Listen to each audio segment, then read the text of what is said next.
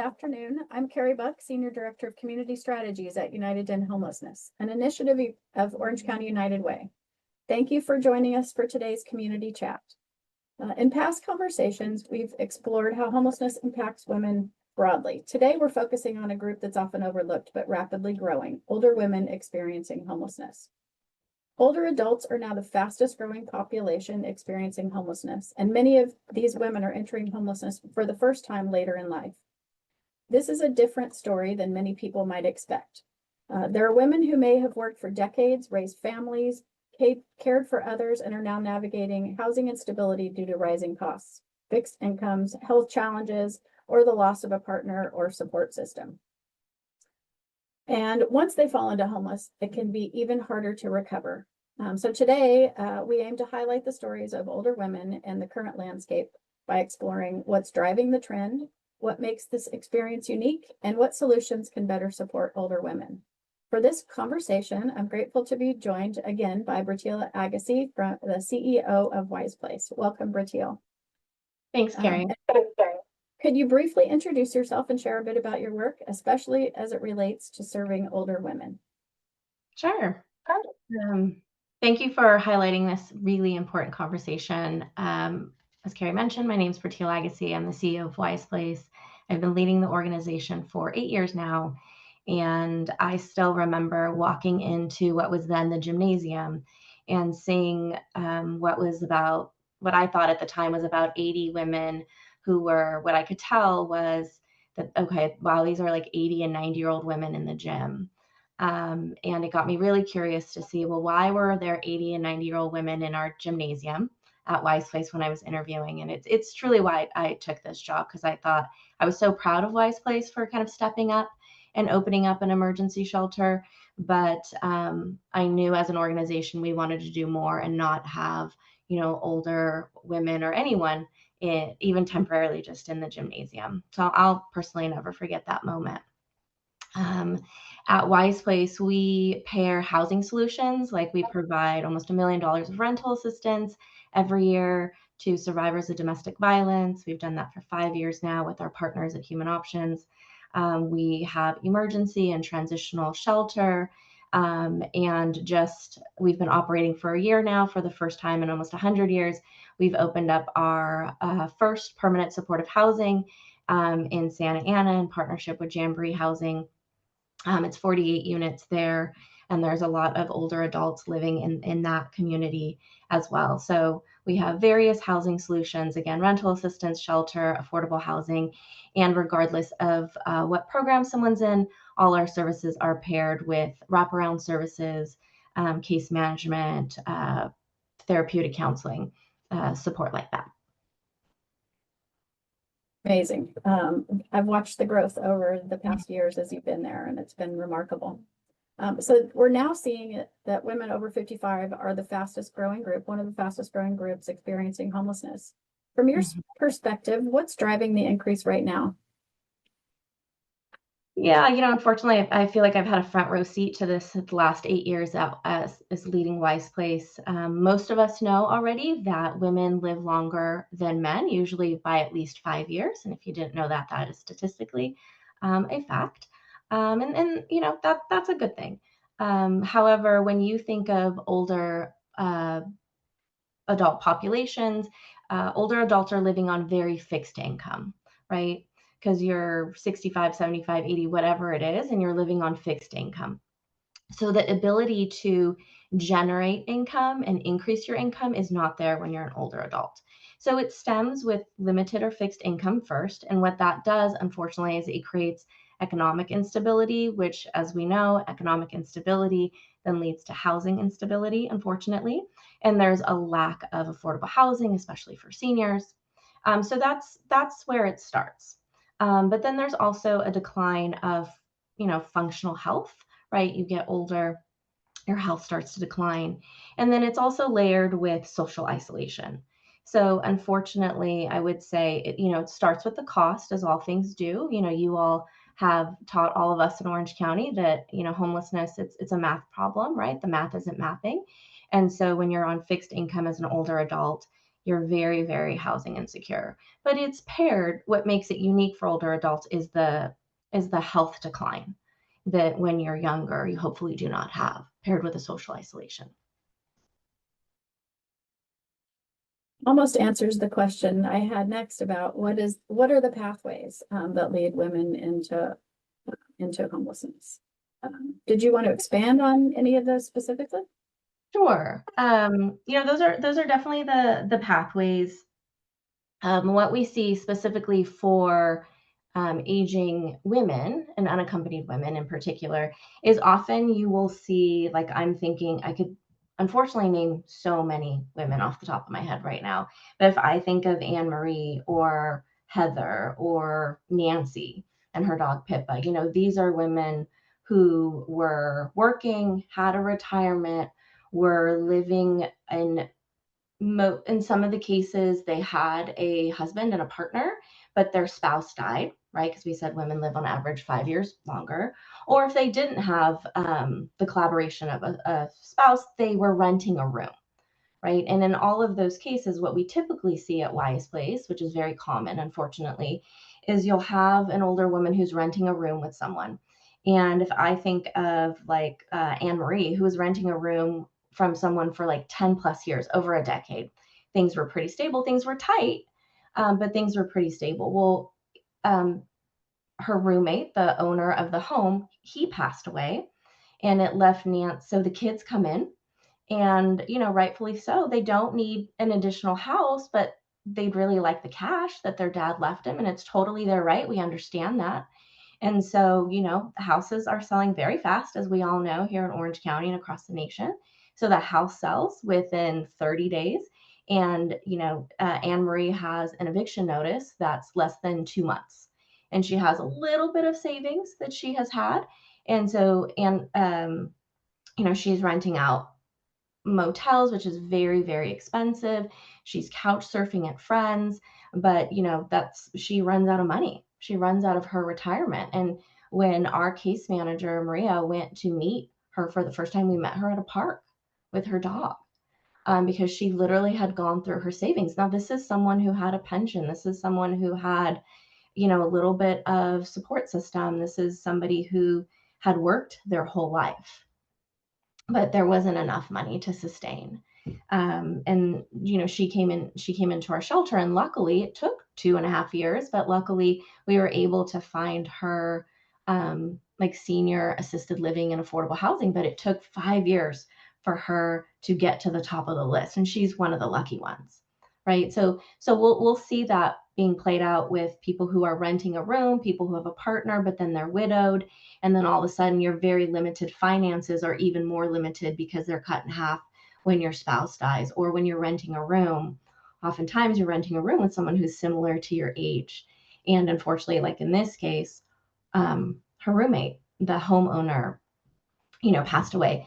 We get, I would say, hundreds of calls exactly like that from older adults at WISEPlace on a weekly basis.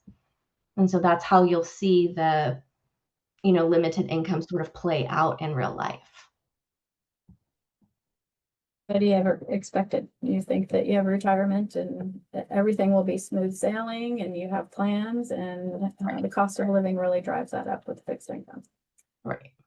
So once someone over 55 or older becomes homeless, that experience can look a lot different.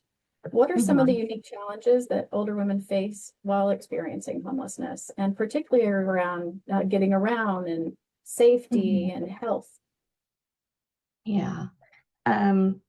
Even ours, I'm so proud of our organization, but I would say, when we've built our housing or when we've built our shelter, and I think it's okay to say this, it's something that we all should work on together as a community. We haven't in the past necessarily built it with aging populations in mind, right? I remember our old building before we turned it into housing. It was an ADA. Like, ADA was not a thing. We had a building that was built in the 50s, right? There was no elevator there. But now I think, because mobility is such an issue, we do have many participants that we serve at WISEPlace and are seeking to serve where they're on like the 5th floor. Like, I'm thinking about someone in particular right now. She's on the 5th floor and she has very declining health. She's almost 71 or 72. And so again, we've helped put her on the list. We've advocated for her. We've talked to the landlord, but there isn't like a, a ton of this housing, right? So we've been waiting for this woman in particular like 2 years. And thankfully she has a daughter and she has a support system and she has us at WISEPlace. But getting around, you can't just go get your own groceries or even going to the doctor, which is something that we want to help her be very proactive about her health. But getting down the stairs is exceptionally hard. There's a ton of apartment buildings and communities across our nation that also don't have elevators, right? Because ADA was not a thing until very recent. Thank goodness. Like when we built our permanent supportive housing now, we have all those considerations in mind, right? We have elevators, we have accesses, our whole building is ADA, but most people are not living in apartments or communities that were built, recently. And so getting around is really difficult. Mobility obviously is difficult. And then you have cognitive decline, right? It's going to happen to all of us, unfortunately, but it's the beauty of aging, right? And so I think the cognitive decline, the social isolation can be really hard. That's in particular, the social isolation is something that we try to break very purposely at WISEPlace. So like for us as a program, we will have over 200 events a year where everyone is invited to come. But again, we have to provide that transportation so somebody can come to our admin office, but bringing women and community together. And that could be as simple as we're playing bingo today, or we're doing an art class. Sometimes of course it's budgeting, financing, things like that. Or we're celebrating, summer bash is coming up in a few weeks. It's a big summer barbecue. So breaking up that social isolation is incredibly important because that exacerbates things like dementia or anxiety or depression. That would happen to all of us as well. And I'm thinking of Angie, like right now, Carrie, and Angie is somebody that we didn't know until we opened our permanent supportive housing last year. And Angie came to us and her homelessness ended and she's in our housing. But now she's battling cancer. She's an older adult. She's in her almost 70s. And I think of Angie all the time because I think, gosh, are you an older adult with declining health and you're battling cancer in your car or in a shelter? Like what a different, I'm so grateful that it's a horrible thing to have to go through, but that she gets to do it in the comfort of a home. And then we make sure to surround her with community to break up that social isolation. Also, you just lead me right into the next question. We hear about homelessness and how it accelerates aging, and sort of look like in older women. And how does that impact their ability to recover from things like cancer or regular health concerns as an older woman? I mean, there's no easy answer, right? There's no easy answer. I think you have to. So we work a lot in particular with like the Council on Aging. We bring in a lot of experts that will help specifically with older populations. So as we build housing or shelter or whatever the community is going to do, that we need much more of, to do that in mind, with older adults in mind, not as like an aftermath, right? Don't build housing and then say, oh, we should bring this partner in, because it's going to make a difference on how do folks enter into a building, how do they access the elevator, where are the services. And so, that would be the physical health. And then the mental health aspect is to have, clinicians on site, to have therapists on site, to have activities that break up social isolation and really pour into what somebody needs and find that. And transportation is such an issue for everyone, but especially for older adults. And yes, there are some good resources in the community. But it's hard to navigate those systems, right? It's hard if put me in front of a computer and put us both in front of a computer right now and navigate these bureaucracies, fill out this form. No, it was not the right form. I got to fill out this form. There's a lot of that, unfortunately. And we get it because, you have to qualify for programs and you have to do all the things. But, when you're an older adult and I imagine people who don't have the support system of like a WISEPlace or a Council on Aging, or are not yet, say, like a Cal Optima member for the most vulnerable older adults. I often think of them like, do you have a computer? Do you have the internet? How are you navigating so that you could get access to complimentary transportation or, mental health services? So you talk about resources, and even when resources exist, there are so many barriers. What makes it especially Yeah. difficult for older women to regain stability? Well, unfortunately, I think it comes back to what we talked about. So when you are an older adult, your ability to generate income is fixed and it's limited, right? And I think the majority of the problems then unfortunately kind of stem out from that. Where if you are a little bit younger, a little bit more mobile, have less declining health or health concerns, you can it's still incredibly expensive, but you can, get another job, increase your income. But, when you're 70, 80, 90, I always tell people I'm not trying to get a 92-year-old woman a job, right? So let's fix this problem elsewhere. And we've had our most senior participant at WISEPlace was 92, and it was the first year. It was 2018 when I got there, and she was one of the women living in our gymnasium on a cot.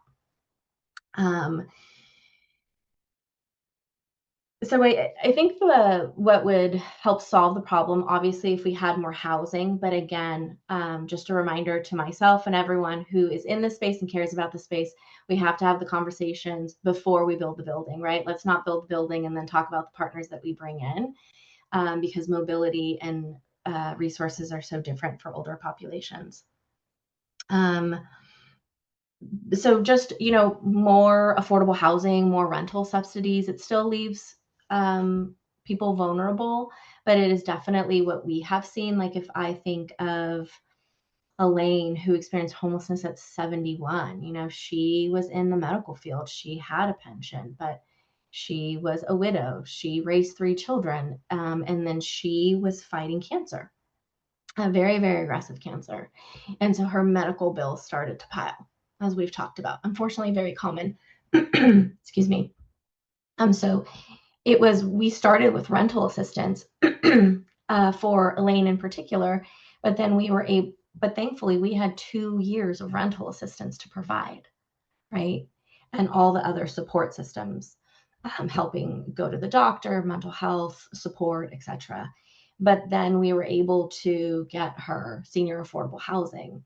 So I think the solution is more housing that is specifically built with older populations in mind, because it's incredibly important.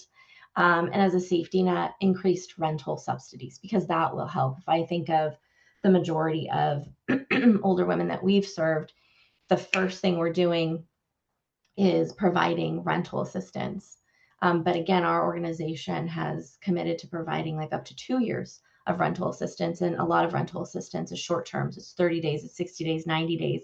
And the wait lists are so long. So if as a community, we can figure out a way to get all the compliance done, but if there's a way to lessen some of the red tape, lessen some of the wait lists, and then of course, increase specific housing that is for older populations. Great for us to know. Yeah, because the average, the data will show in Orange County, like the average older adult is living off of $40,000, and the majority of that is coming from the SSDI or SSI kind of combination of support. So, again, you all, when I came into the space 8 years ago, United Way was the one that taught me with the study of how much it costs. And so this is an adult with declining health, mobility issues that is trying to live in our community off of an average of $40,000. And that's an average, right? So there's hundreds of thousands of seniors who are living below that. So regardless of where you fall in the economic range, I guess what I want it very clear to say is every single older adult in our community would benefit from affordable housing that is specifically earmarked for seniors. Because if you try to do it on your own, assistance living on average is like $120,000. You know, who's going to be able to do that? Most seniors do not, and therefore are vulnerable. Yeah, just reiterating the limited income and fixed income, it doesn't change. We have to figure out some way to make that work for them. Exactly. And yeah. Exactly. Yeah. Well, that was my last question. So I just want to say thank you, Brateil, for sharing your insight and for the work that you continue to lead at WISEPlace. Today's conversation reminds us that homelessness later in life is often the result of systems that didn't provide enough stability along the way, and that recovery requires solutions that are just as thoughtful and specific, as you mentioned, and to do those early, as you're thinking through what the plan will be and looking toward the future. I just want to thank everyone that joined us today and for your commitment to understanding and addressing homelessness in our community and listening in. It's very important. You'll see now a short survey on your screen, and we would really appreciate your feedback to hear what you want to hear from us next. You'll receive a follow-up email with resources and ways to get engaged, including upcoming Homelessness 101 classes, both in person and virtual, so that you can learn a little bit more.